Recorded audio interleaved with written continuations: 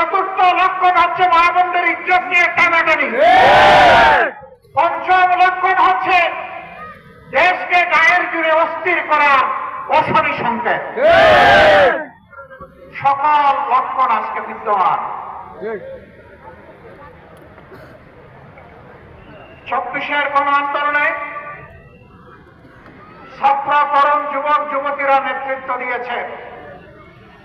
আমরা বরাবর তাদেরকে অভিনন্দন জানিয়েছি, আজও অভিনন্দন জানাই। তাদের নেতৃত্বে বাংলাদেশে শিশু থেকে বৃদ্ধ, নারী থেকে পুরুষ, সকল শ্রেণী পেশার মানুষ জীবন বাজি রেখে খোলা গুলি এবং আগুনের মুখে তারা লড়াই করেছিল এবং তারা বলেছিল যে আমরা কোন স্বৈর শাসকের সামনে আর মাথা নত করব না। তারা বলেছিল আমরা একটা নতুন বাংলাদেশ চাই। তারা বলেছিল আমরা একটি দুর্নীতি দুঃশাসন মুক্ত মানবিক বাংলাদেশ চাই।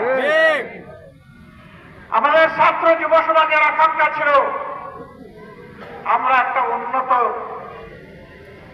শিক্ষা ব্যবস্থা চাই। শিক্ষা শেষে আমরা আমাদের হাতে কাজ চাই। এই কাজের মাধ্যমে আমরা দেশ গড়তে চাই। কিন্তু আমরা কি দেখতে পাচ্ছি? কেউ কেউ এই পরিবর্তনে খুশি নয়।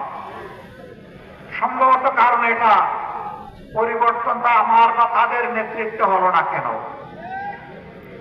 নেতৃত্ব তো ভাই আমরা দিয়েছি। স্বৈরাচারের বিরুদ্ধে 15.5 বছর আমরা আন্দোলন করেছি, আমরা জীবন দিয়েছি, আমরা মামলা গলায় নিয়ে জেলে ঢুকেছি, ঘর বাড়ি ছেড়ে এখানে সেখানে আমরা পালিয়ে বেরিয়েছি। অবশ্য বাংলাদেশ জামাতে ইসলামী দেশ ছেড়ে পালায় নাই।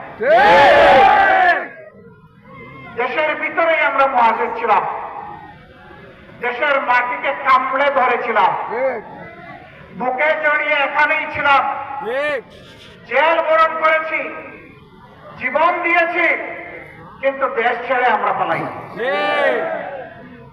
কারণ আমরা এই দেশকে, এই মাটিকে, এই মানুষকে আমরা ভালোবাসি।